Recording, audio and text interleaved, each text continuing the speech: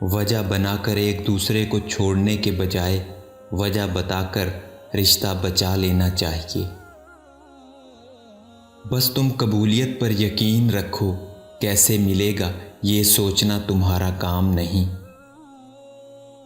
ایک مرنے والے انسان کو نہیں معلوم کہ تم نے اس کے لیے کتنے آنسو بہائے، لیکن ایک زندہ انسان کو مرتے دم تک یاد رہے گا کہ تمہاری وجہ سے اس نے کتنے آنسو بہائے۔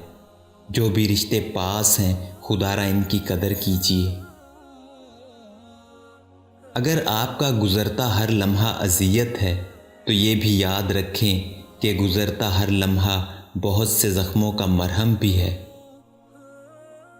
اصل خوش وہی ہے جو اپنا موسم ساتھ لیے پھرتا ہے، اسے پرواہ نہیں آسمان صاف ہے یا ابر آلود۔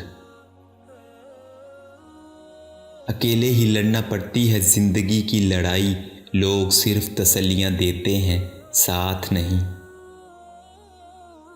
کسی کا دل نہ دکھاؤ، اس نے صبر کر کے اللہ پر چھوڑ دیا تو تمہارے لیے مسئلہ بن جائے گا۔